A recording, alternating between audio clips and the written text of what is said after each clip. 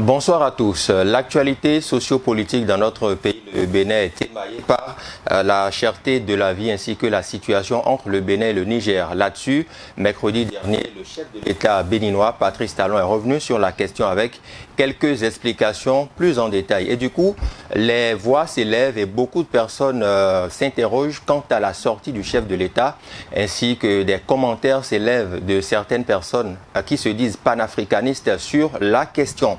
Alors, notre invité de cet après-midi sur Prime News Télévision opinera sur toutes ces informations, cette actualité majeure bien sûr, ainsi que nous parlerons de la marche projetée par la CSA Bénin, la Confédération des syndicats autonomes du Bénin, dirigée par M. Anselme Amonsou, qui a projeté cette marche contre la vie chère ce samedi 11 mai 2024. Bienvenue à tous une fois encore dans cette émission Prime Politique qui se veut le landerneau pour décrypter toute l'actualité sociopolitique de la semaine. Je vous présente mon invité, il s'agit de Distel Amonsou, il est consultant média communication, membre du parti Bloc républicain et puis il est activiste aussi, il intervient beaucoup sur les sujets de l'actualité. Distel, bonsoir.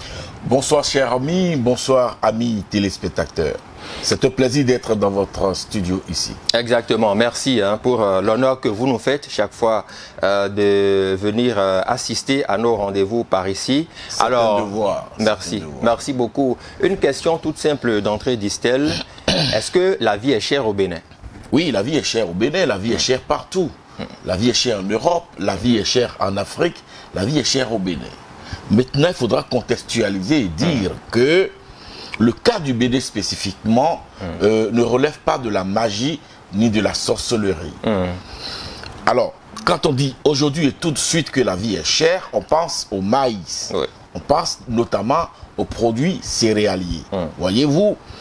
Mais on oublie très rapidement que depuis 3 années dernières, c'est-à-dire 3 campagnes dernières, le Bénin a une augmentation de production céréalière. On oublie rapidement que le gouvernement du président Patrice Talon a subventionné les intrants, les engrais pour la production du maïs. Ça, on les oublie tout de suite.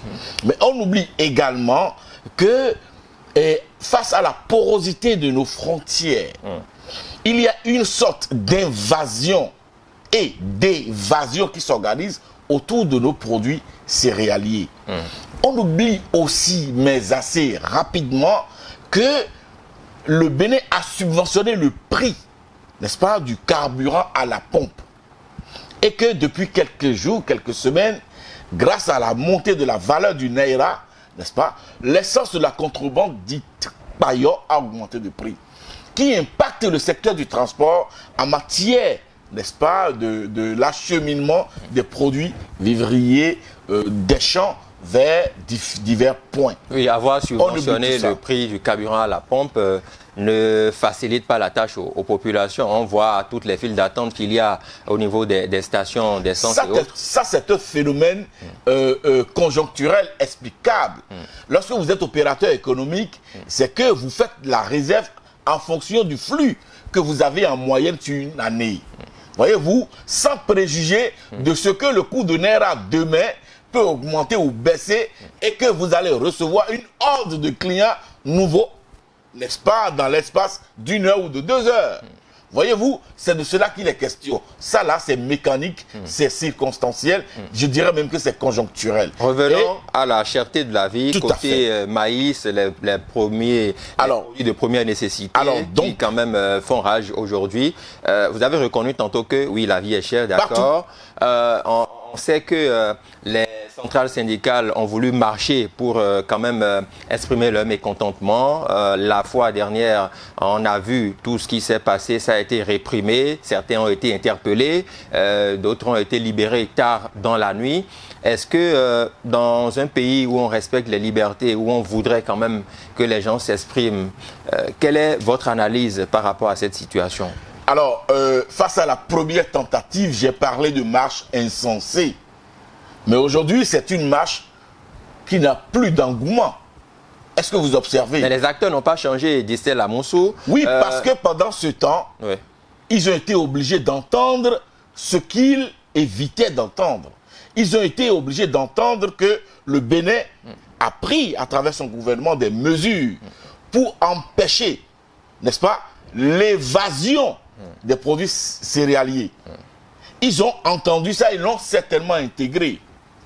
Et ils vont entendre demain, ou plus tard, dans les prochaines heures, que le Bénin va prendre des mesures pour démasquer les greniers, n'est-ce pas, fantaisistes, et les greniers assassins, les greniers de la surenchère sur tout le territoire national. Est-ce que ce n'est pas l'initiative de la marche, justement, qui a mené peut-être les autorités à prendre ces mesures-là? La gouvernance du président Patrice Talon est dynamique. Et vous avez observé que le maïs est devenu un produit de rente en République du Bénin, simplement parce que le Bénin n'a pas contrôlé, n'a pas embrigadé les prix des céréales, n'est-ce pas, chez nous. Vous avez observé qu'au Togo et dans d'autres pays, les prix sont cadenassés. Donc du coup, le maïs du Bénin est devenu un produit de rente.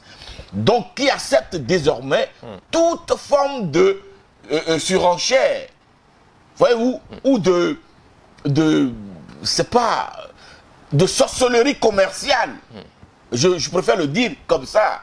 Voyez-vous, maintenant que c'est bloqué, et le prix n'est pas bloqué, attention. Maintenant que le Bénin a commencé par boucher les trous de fuite, les trous d'invasion d'engrais subventionnés et de produits céréaliers, vous allez observer que d'ici quelques jours, eh bien, le marché sera inondé de maïs, donc le prix sera obligé de chuter. Parce qu'il faut le reconnaître, il faut le dire. Le maïs ne manquait pas au marché au Bénin. Le maïs existe. Le maïs a toujours existé en grande quantité et même en quantité suffisante. Excédentaire. Parce que je vous l'ai dit à l'entame, le Bénin depuis 3 ans est en progression de production céréalière.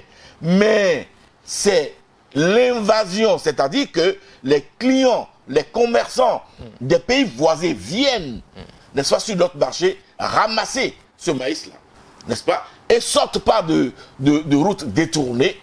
Et au même moment, les commerçants béninois, comment vous appelez, les cultivateurs béninois organisent l'évasion également par des chemins détournés et créent, n'est-ce pas, une sorte de cherté artificielle. Donc la faute, c'est aux cultivateurs béninois. La faute, c'est à la cupidité des Béninois. N'est-ce pas? De certains Béninois. De certains Béninois qui officient dans ce secteur-là. Parce qu'il est inadmissible. Vous prenez les engrais subventionnés par l'État. Voyez-vous, quand on parle de subventionner, c'est-à-dire que c'est l'argent de tous les contribuables béninois qui sera acheté, n'est-ce pas, ces produits-là, ces engrais, pour on vous les cède à prix inférieur par rapport à la sous-région.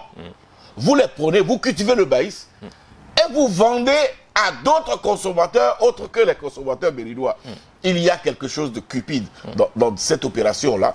Et donc, le président Patrice Talon, son gouvernement, regarde désormais de très près. Oui, tout à fait. Et on a vu que la réponse n'a pas tardé. Le chef de l'État et son gouvernement ont décidé justement d'interdire l'exportation du maïs voilà, vers l'extérieur. On espère que les producteurs béninois voudront bien comprendre cette décision et pourront donc s'y appliquer. Parlons maintenant, Distel Amonsou, de cette situation. Est-ce qu'il s'agit d'une brouille? Est-ce qu'il s'agit d'une tension? En tout cas, tous les qualificatifs n'ont pas manqué courant la semaine pour la désigner, cette situation-là entre le Bénin et le Niger. Un semblant de bras de fer qui a déclenché depuis lundi dernier avec une première décision déjà. Et dans la foulée, la partie nigérienne s'est sentie pratiquement offusquée. Après, le chef de l'État lui-même, Patrice Talon, a senti le besoin de sortir et de donner quelques explications sur la question. Alors, Distel Amonsou, je voudrais vous faire la question toute simple, comme cela pose ceux qui nous suivent en ce moment. Que se passe-t-il entre le Bénin et le Niger? Alors, face donc à la simplicité de la question, je vous ferai une réponse toute simple. Allons-y. Alors, le Bénin et le Niger sont deux pays voisins, amis et frères.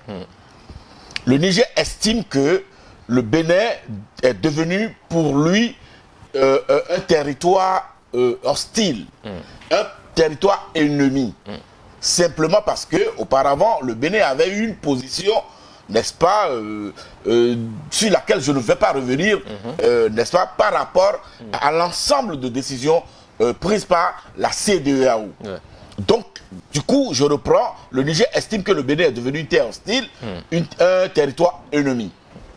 Mais avant, le Niger a signé un contrat avec une société chinoise, le Niger a signé un contrat avec l'État béninois, le Niger a signé un contrat avec une autre société chinoise pour aller puiser son pétrole chez lui et venir embarquer sur le territoire béninois. Alors, pour le Niger, le Bénin étant devenu un territoire hostile, un territoire ennemi, la question se pose.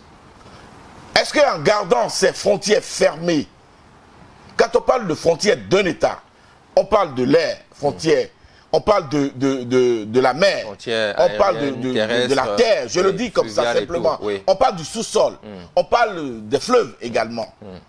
Mais le Niger a gardé fermé ses frontières avec le Bénin, un territoire qu'il estime hostile. Mais les autorités nigériennes ne l'ont pas dit de cette façon. Pourquoi leur prêtez-vous ces mots? Ils l'ont dit. Est-ce que ce n'est pas si fort? Est-ce qu'ils ont dit que le Bénin est un territoire ennemi? Hostile parce que le Bénin abriterait une base militaire française sur son territoire et que cela risquerait d'organiser de l'infiltration dans leur pays. Et ils ont même caricaturé pour dire que lorsque vous hébergez quelqu'un qui a déjà... Votre voisin héberge quelqu'un qui a déjà volé chez vous, vous n'ouvrez pas grand votre portail à votre voisin. Parce qu'il a un ennemi avec lui. Ils l'ont dit, ils l'ont répété, ils l'ont martelé. Donc c'est clair pour le Niger, le Bénin est devenu un territoire ennemi. Et le président Patrice Talon l'a également répété. Alors, je suis territoire ennemi, je suis une terre hostile. Tu as signé des contrats avec des sociétés. Et ces sociétés-là sont tenues de travailler sur le territoire hostile et ennemi. Tu gardes tes frontières fermées. C'est-à-dire que je n'ai pas le droit, en tant que voisin, de venir te saluer. En tout cas, sans ton autorisation. Tu ne veux pas venir chez moi. Ok? Maintenant, tu as commis une société chinoise qui doit puiser ton pétrole dans ton sous-sol. Et l'autre viendra embarquer sur mon territoire, c'est-à-dire le territoire ennemi. Alors le président Patrice Talon, le gouvernement béninois, disent, mais cette société-là, vous qui êtes chargé d'embarquer le pétrole du Niger, là, est-ce que le Niger vous a dit que je suis territoire ennemi? Est-ce que le Niger vous a dit que je suis territoire hostile? Est-ce que vous avez eu l'autorisation d'embarquer le pétrole puisé au sous-sol du Niger sur un territoire ennemi, sur un territoire que le Niger a déclaré ennemi?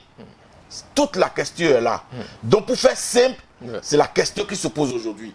Il revient aux autorités nigériennes de dire, de signifier par écrit à la société chargée d'embarquer le pétrole sur le territoire qu'ils estiment ennemi.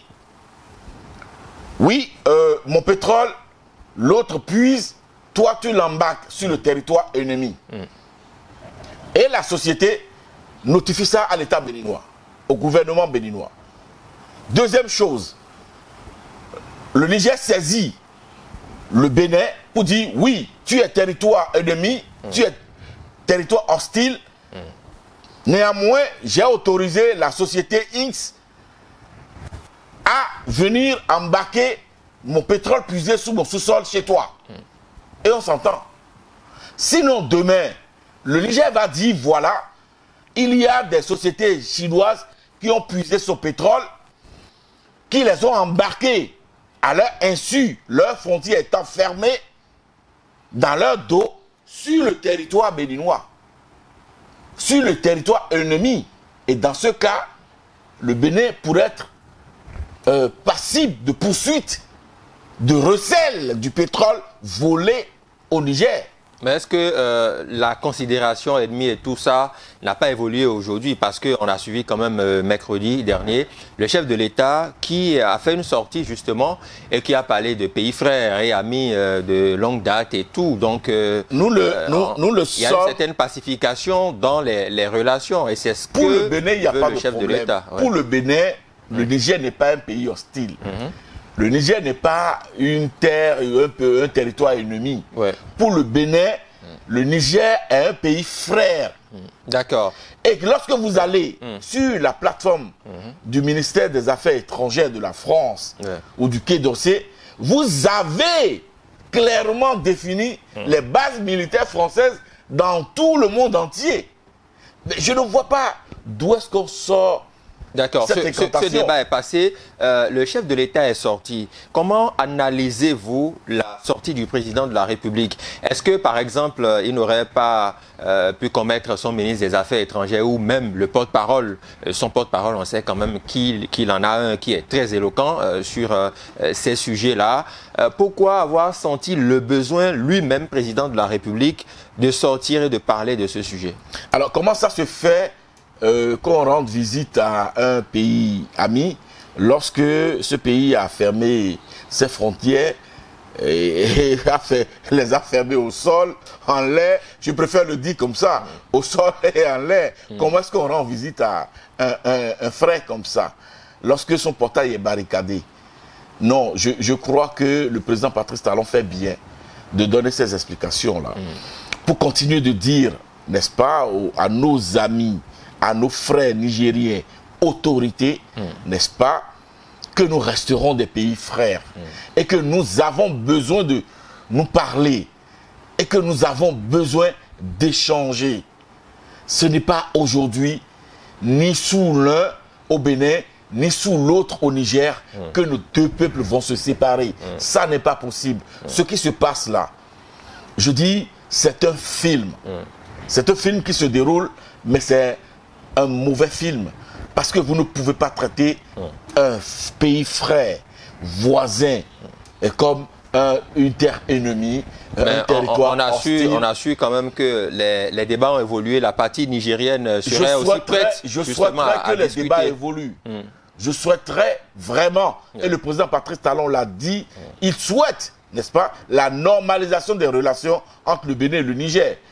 Et qu'on arrête de jouer dans l'informel. D'accord. Dissel Amonsou, vous êtes, je le rappelle, consultant médias communication, membre du parti Bloc républicain, lequel parti fait justement partie de ces associations-là qui soutiennent le chef de l'État, Patrice Talon, bien sûr. Alors, sur la question des relations entre le Bénin et le Niger, des voix se sont élevées, je l'ai dit dans mon introduction. Au niveau africain aussi, sur certains plateaux, il y a un certain Camerounais justement qui se réclame être panafricaniste, un activiste qui dit, je le paraphrase un peu, qui dit que le Bénin a une manière cavalière de gérer les problèmes. Alors, est-ce que vous l'avez suivi?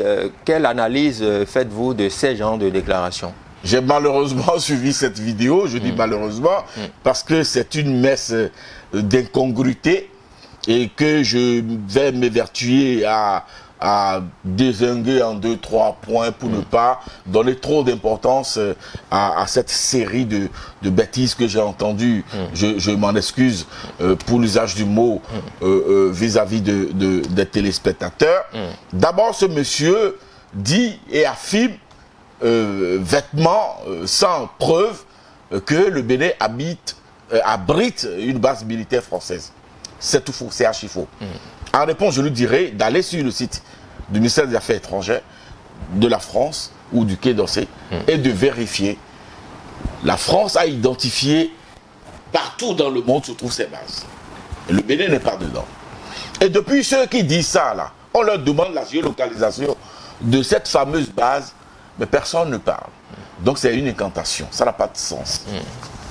Ce monsieur s'est embarrassé de matière qui lui échappe. Il parle du PIB, n'est-ce pas, du poids du Niger, de la transaction, du trafic, de la transaction avec le Niger sur notre PIB. Mais il a tout faux. Il a avancé des chiffres qui n'existe même nulle part. Le Bénin avait projeté 5,5% de PIB pour cette année, et là nous sommes au-delà de 6%. Voyez-vous? Donc, c'est tout faux. Il parle de camions, de 10 000 camions qui viennent au Bénin et que cela crée plusieurs emplois aux Béninois. Mais tout le monde connaît qui sont les vrais propriétaires de ces camions. Voyez-vous? C'est qui? Puisque vous connaissez... Mais c'est les Nigériens. Les Nigériens. Et puis, quand on dit que c'est le port du Bénin qui consomme tout ça, pour être même vicieux, on dirait qu'il y a même une forte dose de ces camions-là, un gros nombre de ces camions qui vont directement au Nigeria. Et je soupçonne même que le Nigeria aurait déjà pris aussi des mesures par rapport à ça. Donc c'est une série d'allégations sans contenu, sans sens. Parce que, oui, le Bénin a un pays frère qui utilise son port. Mais le Bénin n'avait pas pris de sanctions par rapport au Niger en ce qui concerne le port. Puisque les frontières étaient fermées, puisque la CEDEAO avait ordonné la fermeture des frontières, le port dit, si les produits stagnent, je vais y arriver, si les produits sont entreposés sur son espace, cela va lui créer un problème de gestion d'espace. C'est tout ce que le port a dit. Donc ce n'est pas une sanction contre le Niger. Donc le Bénin n'a pas intérêt, n'est-ce pas, à asphyxier l'économie nigérienne. Mais pas du tout alors. Puisque nous sommes des pays frères et les Africains, les pays africains, comme le dirait Kwame Nkrumah, ont intérêt à s'unir ou à périr. C'est dans ça que le gouvernement béninois fermait les yeux sur les poches de fuite des produits céréaliers. Ce n'est pas parce qu'on n'observait pas. Nous sommes un État sérieux. Nous sommes un État responsable qui sait observer. Mais nous savons également que les autres ont besoin de nous et que nous avons besoin des autres. Le Bénin ne pouvant pas vivre en autarcie.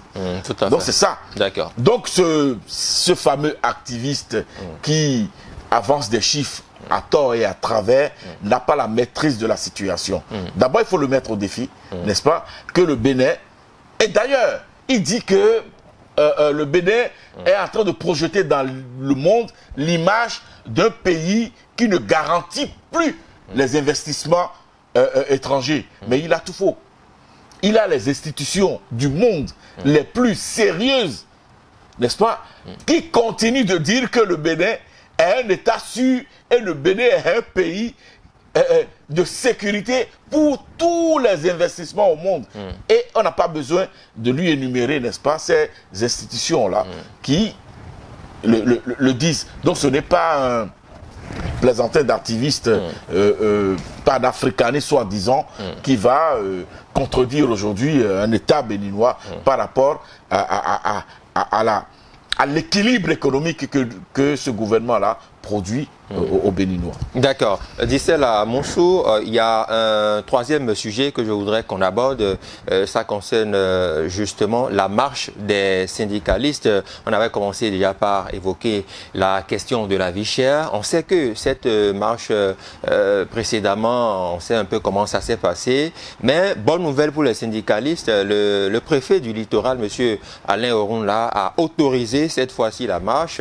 Demain, samedi 11 mai 2024, les centrales syndicales avec la Confédération des syndicats autonomes CSA Bénin en tête vont pouvoir marcher contre la vie chère. Comment analysez-vous tout ce processus qui a conduit à cette autorisation du préfet? Non, je ne crois pas que les travailleurs veuillent marcher vraiment.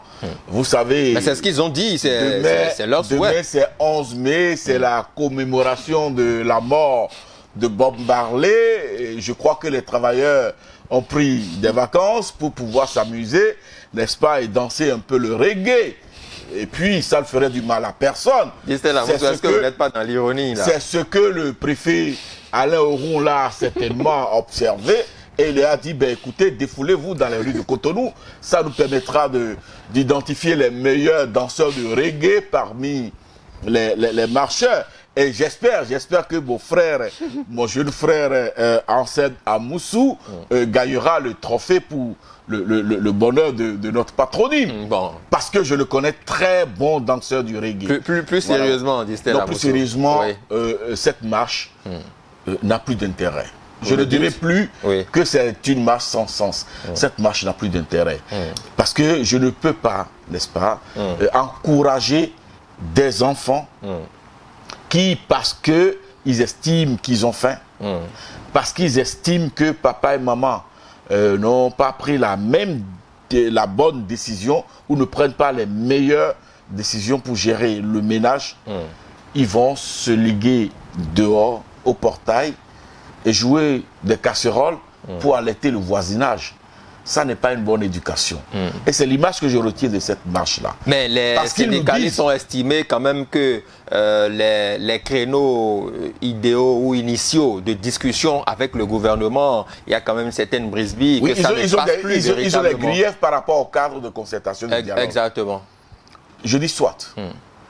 Mais au même moment, je dis j'aurais pu les voir marcher quand le gouvernement de mon pays a arrangé la situation des AME. J'aurais pu les voir marcher pour applaudir le gouvernement lorsque le SMIC a été relevé. On aurait pu les voir marcher également pour dire merci au gouvernement par rapport à la cantine scolaire où nos enfants aujourd'hui ont droit à un repas chaud par jour. On aurait pu les voir également marcher pour booster, encourager le gouvernement par rapport aux induits du projet H. C'est-à-dire que, définitivement, eux ne doivent marcher que lorsqu'ils ont faim. Et ça, c'est les travailleurs. Mais vous n'êtes pas syndicaliste, dit-elle à Monceau. Ils ont leur champ de travail, justement. Ils peuvent marcher en fonction de leur motivation. On ne peut pas le leur interdire. Alors lorsqu'on a arrangé la situation des AME, cela ne les motive pas. Lorsqu'on a augmenté le SMIC, cela ne motive pas les travailleurs marcheurs. Lorsque le programme cantine scolaire envié de partout dans la sous-région, cela ne motive personne. Lorsque le gouvernement du Bénin opère la dématérialisation qu'aujourd'hui, lorsque vous êtes à Tchoubi pour avoir un document administratif, vous n'êtes plus obligé de venir à Cotonou ou à Boïcon, cela ne motive pas les travailleurs de mon pays. Enfin, certains travailleurs de mon pays. Voyez-vous, c'est de cela que nous parlons. Lorsque le gouvernement béninois a arrangé la mobilité à travers la qualité des routes que nous avons aujourd'hui, pour donner, proroger la vie de nos moteurs, les moteurs de nos véhicules et de nos motocyclettes, et là, cela ne motive personne. Non, je crois qu'il faut parler sérieusement et sincèrement. Le Bénin n'est pas en difficulté. Est-ce que vous connaissez le taux d'inflation au Nigeria? C'est 33%. Vous allez au Nigeria aujourd'hui, chaque boutique, chaque appartement de boutique que vous avez, il y a un groupe électrogène. Cela, c'est un fait. Allez observer. Oui, mais on ne va pas se comparer à ceux qui sont en difficulté, le Bénin aujourd'hui a quitté la production de 0 MW est autour de 60% de son besoin. Mais est-ce que les populations ressentent tout ce que vous avancez là? Certains travailleurs n'ont pas besoin de marcher pour dire merci au gouvernement. Je dis, quand c'est bien, il faut le dire. N'est-ce pas? Vous connaissez le taux d'inflation au Niger? C'est 28%. Vous connaissez le taux d'inflation au Bénin? C'est combien? C'est moins 2%. Ça veut dire que nous sommes heureux au Bénin?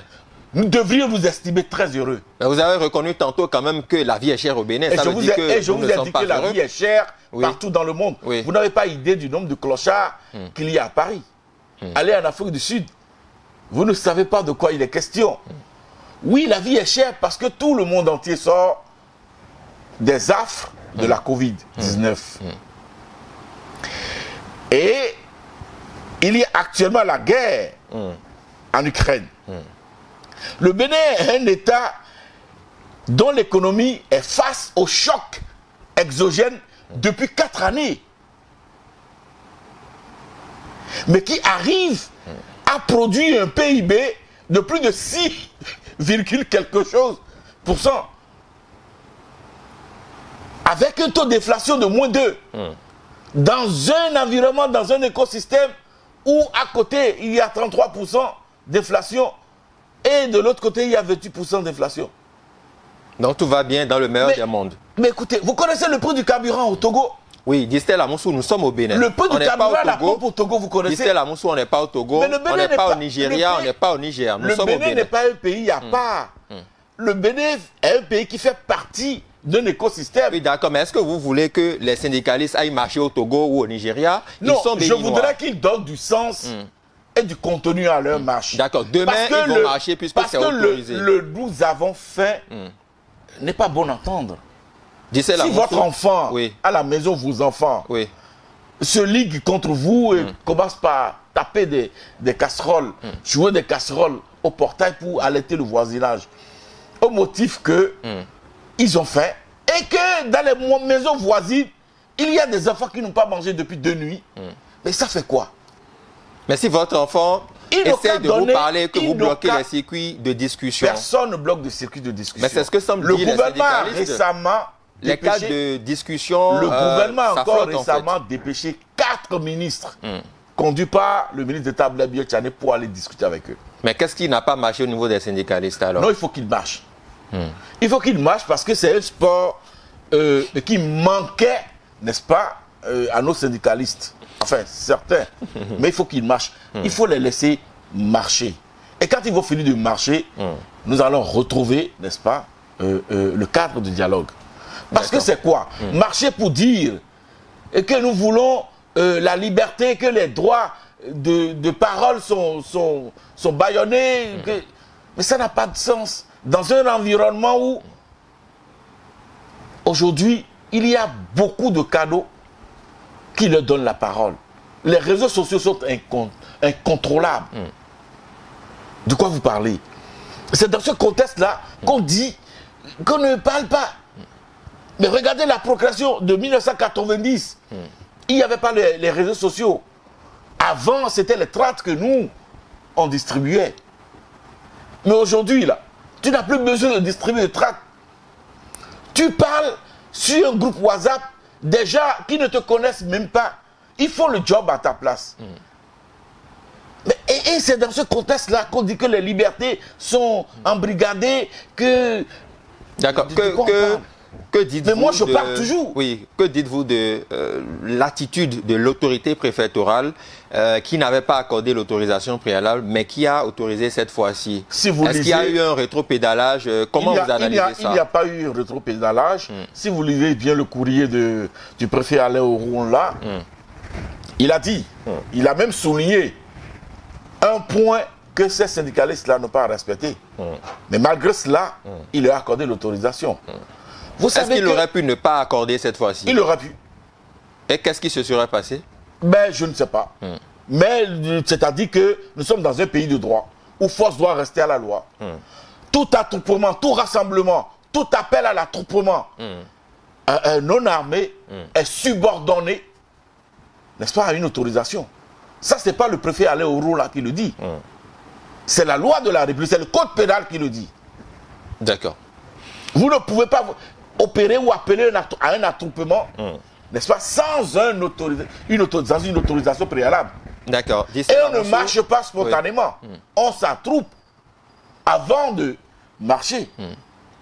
Donc ça là, c'est une phase qui a besoin d'autorisation. Il y a une petite question avec laquelle on va sortir puisque nous sommes pratiquement au thème de cette émission. Oui, déjà que le temps passe, Distel Amoussou. On a observé quand même que pour la précédente marche, il y avait des forces de l'ordre déployées au Grand Carrefour et certains ont estimé que pour une simple petite marche, des syndicalistes qui ne sont pas armés, avait-on besoin de déployer toute cette armada-là? Alors, comment analysez-vous cela et qu'est-ce qui peut être imaginé pour la marche de demain samedi?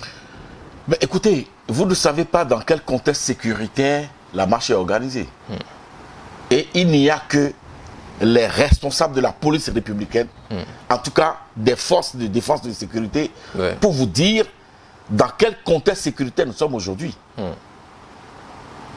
Et le Béninois lambda ou le citoyen lambda ne saurait évaluer les défis immédiats. Les travailleurs disent qu'ils veulent marcher. S'ils se laissent infiltrer par des badauds que cela produisait des incidents, des casses, qui en serait responsable?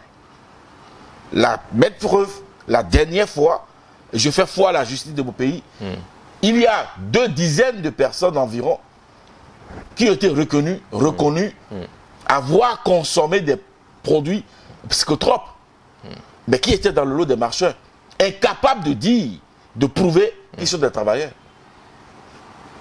incapables de prouver leur statut. Mais lorsque les syndicats disent nous voulons marcher, mais c'est du boulot pour la police républicaine. C'est du boulot pour tous les services. Parce qu'il faut faire de sorte qu'il n'y ait pas casse et que tout se passe dans la gaieté et la joie. Après, malgré les vitrioles, les discours, les pamphlets que les syndicalistes vont lire.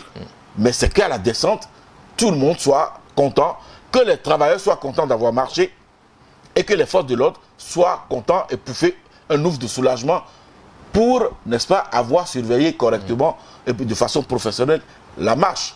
Donc c'est des choses qu'il faut regarder. On ne peut pas donc incriminer le préfet Alain Ouroula pour ça. D'accord. Distel Amonsou, merci beaucoup. Nous sommes au thème de cette émission. Je voudrais vous laisser le soin de dire votre mot de fin à tous ceux qui nous suivent en ce moment. J'espère que vous serez de la marche demain samedi. Je ne suis pas travailleur. Mais vous êtes béninois. Je suis béninois et je n'ai pas faim. Ah bon? Oui, je n'ai pas faim. Ah d'accord. Vous savez pourquoi je n'ai pas faim? Je dis on ne marche pas contre la faim, mais on travaille pour ne pas avoir faim. D'accord. Votre Alors mot donc, de la fin. En Chine et ailleurs, les gens ne marchent pas parce qu'ils ont faim, mais ils travaillent pour ne plus avoir fain. D'accord. Regardez dans votre caméra. Mais chez nous, nous voulons marcher parce que nous avons faim. D'accord. Comme si la marche allait produire quelques kilos de maïs ou du haricot. Distel Amonsou, regardez dans votre caméra. Plus sérieusement, je suis béninois, je suis fier de l'être. Est-ce que vous voyez? Je suis béninois, je suis fier de l'être. Et je voudrais inviter tous mes compatriotes à cette fierté-là. Surtout dans cette situation déplorable, n'est-ce pas, que les 2 pays frères et amis, le Niger et le Bénin, vivent aujourd'hui. Et comme l'a dit le président Patrice Talon, nous allons inviter nos frères nigériens, n'est-ce pas, à revenir à la normalisation de nos relations en faisant ce qu'il y a à faire. Le président Patrice Talon a posé les pas. Il a posé beaucoup de pas. Et il continue d'être ouvert, n'est-ce pas? Il continue d'être apte et disponible à poser d'autres pas. Mais il faudrait qu'en retour, il y ait des oreilles pour l'écouter, qu'il y ait des personnes pour l'écouter, pour que les peuples du Bénin, du Niger puissent se parler et s'écouter. Nous sommes capables de le faire pour grandir, n'est-ce pas, la sous-région. Je vous remercie.